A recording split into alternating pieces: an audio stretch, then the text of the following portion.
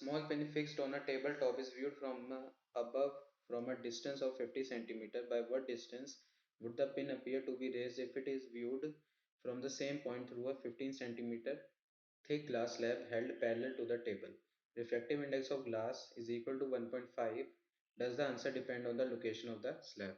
तो देखिए इस क्वेश्चन में हमें क्या बोला गया है कि हमारे पास एक यहाँ पर पिन पड़ी हुई है और इसे हम एक 50 सेंटीमीटर मतलब इस पॉइंट से मतलब हम कह सकते हैं कि यहाँ पे क्या है हमारी एक आई है, ठीक है, ये हमारी आई हो गई।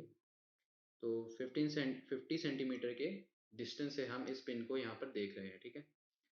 और देखिए अब हमसे क्या बोला गया इस कि 50 सेंटीमीटर के डिस्टेंस से ही, लेकिन इस बार हम एक ग्लास स्लैब में से देख रहे हैं, ठीक है, इस पिन को जो इसका जिसकी रियल थिकनेस कितनी है 15 सेंटीमीटर है, ठीक है, जिसकी थिकनेस 50 सेंटीमीटर दी हुई है हमें। तो इस ग्लास स्लैब की वजह से ये हमें पिन कितनी ऊपर शो होगी हमें ये बताना है, ठीक है। चलिए तो इसे सॉल्व करते हैं कि जो हमारा रियल थिकनेस आ रहा है यहाँ पर, ठीक है, हम लिख लेते हैं कि जो हमारी रियल, ठीक है, हमारे पास जो रियल थिकनेस है, ठीक है, रियल थिकनेस ऑफ स्लैब, ठीक है, जो हमारे पास स्लैब पड़ा हुआ है उसकी जो रियल थिकनेस है, ठीक है, वो कितनी है हमारे पास, वो है कुछ 15 सेंटीमीटर की, ठीक है।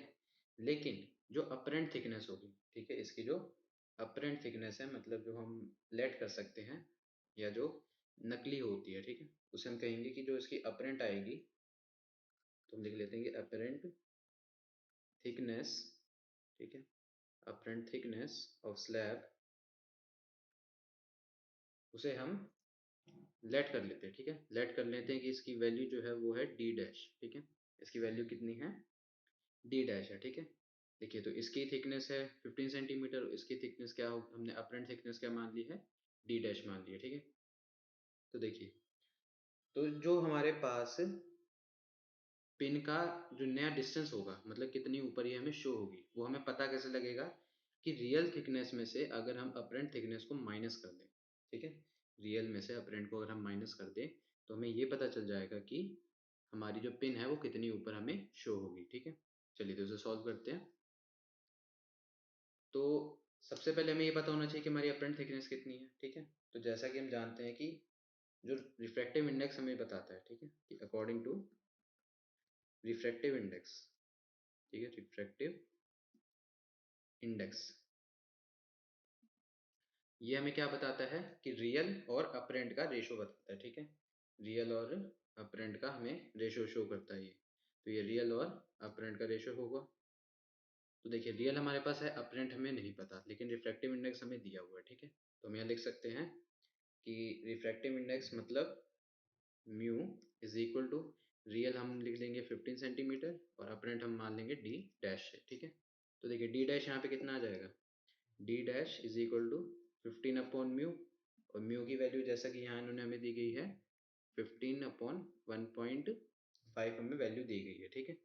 तो ये हमारे पास क्या आ गया, ये हमारे पास आ गया है कि हमारी जो डेप्थ है, ठीक है, हमारे पास जो अपरेंट डेप्थ है वो कितनी है, इसे सॉल्व कर लेंगे तो हमें कितना मिल जाएगा, ये मिल जाएगा हमें 10 सेंटीमीटर कुछ, ठीक है, कितना मिल जाएगा ये 10 सेंटीमीटर की अपरेंट डेप्थ हमें मिल जाएगी, ठीक है। अब देखिए तो हमें क्या पता, हमें ये कैसे पता चलेगा कि हमारा पिन कितना ऊपर आया है, तो वो हम कैसे निकालेंगे। तो देखिए यहाँ पे हम लिखेंगे कि द डिस्टेंस थ्रू विच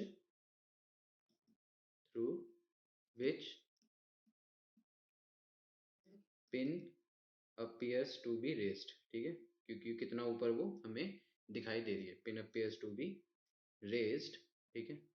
तो वो हमें कैसे पता चलेगा, तो हम यहाँ लिख लेते हैं कि डिस्टेंस जो होगा हमारा वो क्या होगा कि रियल में से जो अपरेंट हम माइनस करेंगे, ठीक है। तो हम यहाँ लिखेंगे कि रियल थिकनेस, ठीक है, real thickness minus apparent thickness, ठीक है, अपरेंट थिकनेस।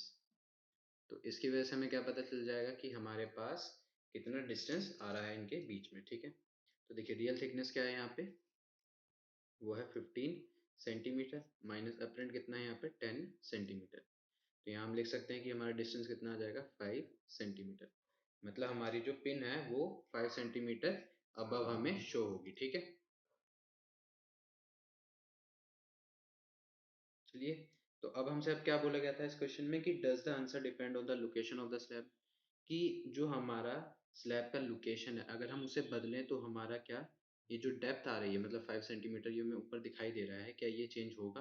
तो यहाँ पे हम क्या कहेंगे कि ऐसा कोई भी चेंज नहीं आएगा। ठीक है, तो मैं लिख सकते हैं जो हमारा जो हमारा आंसर है, ठीक है, तो मैं लिखेंगे द आंसर, ठीक है, द आंसर डजंट डिपेंड, ठीक है, doesn't depend on location of slab.